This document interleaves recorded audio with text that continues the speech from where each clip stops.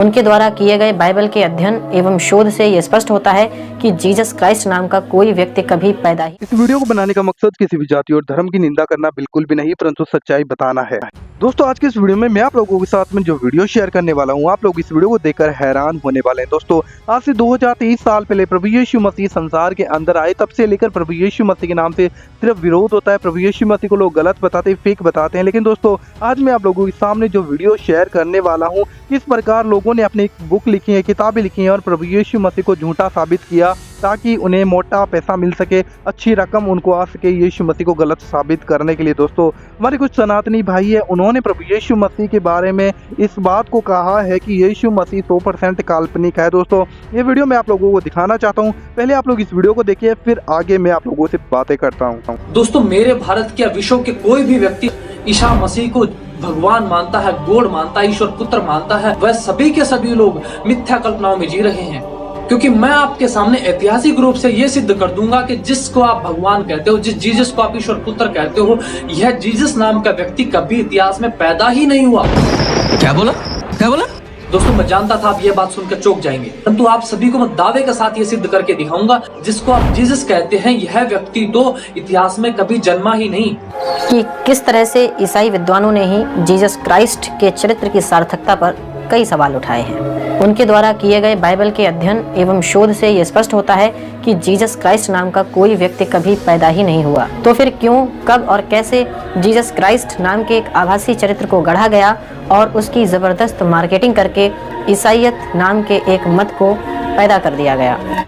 दोस्तों, इस वीडियो को देखने के बाद में आप लोग सच में हैरान हो गए होंगे किस प्रकार प्रभु यीशु मसीह को लोग काल्पनिक करते हैं, निंदा करते हैं, बुराइयां करते हैं। लेकिन मैं ये बात सोचता हूँ कि सबसे पहले अपने धर्म को देखना चाहिए कि जिस धर्म के अंदर हम रहते हैं, हमारी जो देवी देवता, जो हमारे भगवान है, क्या वो काल्पनिक है या फिर नहीं है, क्या उनकी आराधना करनी चाहिए या फिर नहीं है। दोस्तों, मैं आप लोगों के सामने अभी एक और वीडियो शेयर करना चाहता हूँ, जिसमें एक भाई है जिन्होंने राम के बारे में कुछ बातें कही है और कहा कि एक्चुअली राम काल्पनिक है। दोस्तों, मैं आप लोगों को बताना चाहता हूं कि मेरा किसी भी धर्म और जात को निंदा करना मकसद बिल्कुल भी नहीं है, परंतु सच्चाई आप लोगों के सामने रखने का मेरा इस वीडियो को बनाने का मकसद है। दोस्तों, जरूर आप लोग इस वीडियो को एंड तक देखिएगा एंड इस वीडियो को ज़्यादा से ज़्यादा शेयर करिएगा, क्योंकि ये वीडियो सोशल मीडिया पे बहुत वायरल हो रहा था, जो मैं आप लोगों को दिखाना चाहता हूँ।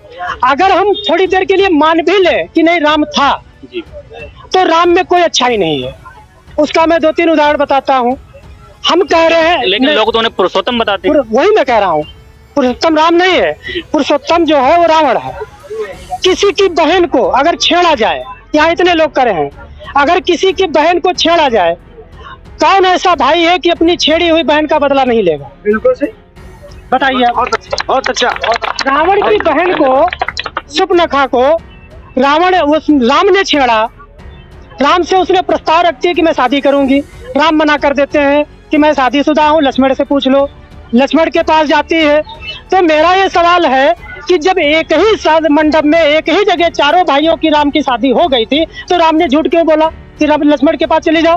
वो मना कर देते कि नहीं, मेरे चारों भाइयों की शादी हो गई, मैं शादी नहीं करूंगा, बात खत्म हो जाती। झूठ बोला पहली बात, तो झूठा आदमी पुरुषोत्तम नहीं हो सकता है। ठीक, पहली बात। दूसरी बात, सीता जो है, वो सीता अगर मान ले रावण ले गया, तो रावण नहीं ले गया, सीता खुद चल के गई रावण के पास। क्यों? ये तो अजीब बात हो गई। बिल्कुल अजीब बात है।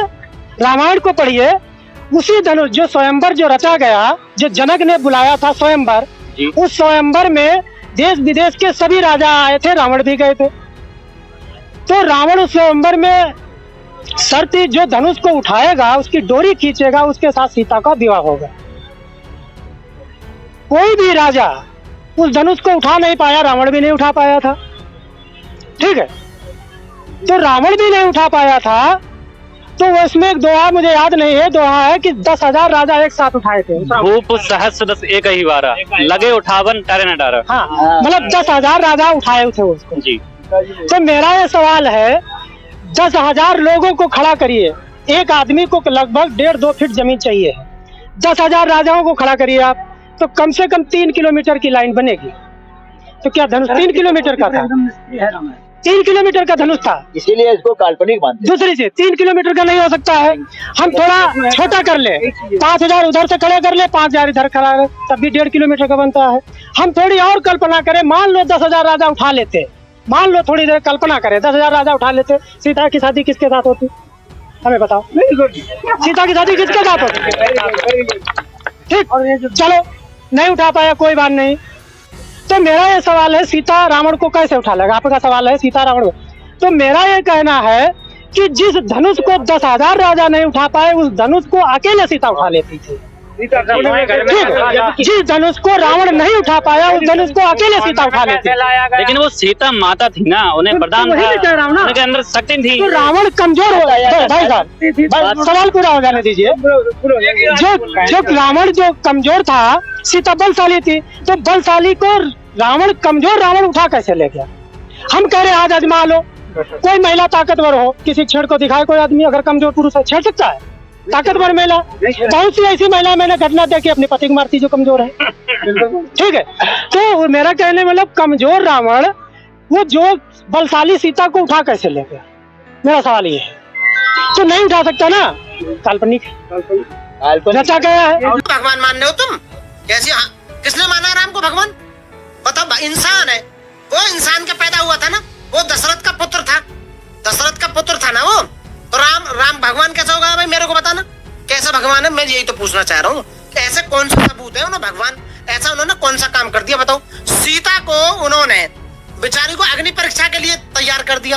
आप बताइए, अपनी बीवी पे जिसने शक किया हो है कि तू वहां रावण के पास रह के आई है, तुझे अपने उसका सत्य का रूप देना होगा, समझ रहे हो ना? तब वो राम की बात कर रहे हो। ऋषि को उसने मारा, बाली को उसने मारा, राम ने मारा था ना बाली को, छिपका जो मारा था।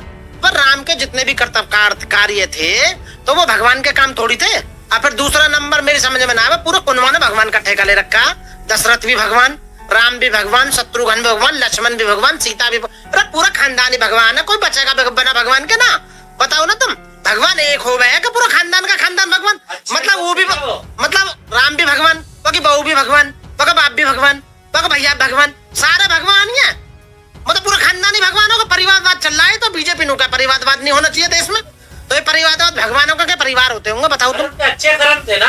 अरे मैं ये करूँ, अच्छे हो या गलत हो, भगवान तो एक ही होगा ना। जनता ने भगवान मानते हैं। मैं तुम्हारे कहने से, जनता के कहने से मानो भगवान राम, ठीक है जी, राम भगवान थे। वह घरवाली कौन सी सीता जो वो होगी लक्ष्मी, बताओ ना। लक्ष्मण कौन सा भगवान होगा? दशरथ कौन सा भगवान होगा बताओ ना तुम। और भरत शत्रुघ्न ये कहाँ के भगवान होगा? पूरा खानदानी भगवान होगा। अभी दोस्तों आप लोगों ने जो वीडियो देखे हैं, आप लोग इस वीडियो को देखने के बाद में बहुत हैरान हो गए होंगे दोस्तों। अभी मैं आप लोगों के साथ इस वीडियो में प्रभु यीशु मसीह के बारे में कुछ बातें शेयर करना चाहता हूं दोस्तों, जो कि हमारे देश भारत के अंदर ही कुछ बाबा लोग हैं जो इस बात को कहते हैं कि प्रभु यीशु मसीह भारत देश के अंदर आए थे और प्रभु यीशु मसीह ने 17 साल भारत में रहकर हिंदू जो धर्म की उसकी शिक्षा सीखी, भारत के अंदर रहे, बहुत सी बातें। और वहीं लोग ये भी कह रहे हैं कि यीशु मसीह का कोई अस्तित्व नहीं था, यीशु मसीह काल्पनिक था दोस्तों। अभी मैं आप लोगों को बताना चाहता हूं कि क्या सच में प्रभु यीशु मसीह काल्पनिक थे या फिर प्रभु यीशु मसीह संसार में आए थे दोस्तों। आज से 2023 साल पहले प्रभु यीशु मसीह संसार में आए दोस्तों, और बहुत से खोजकर्ताओं ने इन बातों को प्रूफ किया है। कुछ ऐसी खोज की हैं जिनसे साबित हो जाता है कि प्रभु यीशु मसीह सच में इस संसार में आए थे और प्रभु यीशु मसीह का जन्म हुआ था। यीशु मसीह क्रूस पे मरे थे और मुर्दों से जी उठे थे दोस्तों। अभी मैं आप लोगों को बताना चाहता हूँ कि प्रभु यीशु मसीह के जब आए थे तब से समय का भी पूरे के पूरे तरीके से चेंज हो गया। जब प्रभु यीशु मसीह नहीं आए थे तब उससे पहले था BC बिफोर क्राइस्ट, एंड प्रभु यीशु मसीह के बाद में आने के बाद में AD हो गया। और प्रभु यीशु मसीह का आना इस बात को साबित करता है कि आज बड़ी बड़ी यूनिवर्सिटी के अंदर भी प्रभु यीशु मसीह के बारे में लोगों को बताया जाता है, शिक्षाएं दी जाती हैं कि प्रभु यीशु मसीह काल्पनिक नहीं थे। और बहुत सी ऐसी किताबें हैं जिन्होंने, जो बड़े बड़े महान लोगों ने अपनी किताबों के अंदर प्रभु यीशु मसीह का जिक्र किया है, और जो कि विरोधी थे, जो प्रभु यीशु मसीह का विरोध करते थे, उन्होंने भी प्रभु यीशु मसीह के बारे में जिक्र किया है कि यीशु मसीह कोई काल्पनिक नहीं था, यीशु मसीह सत्य था।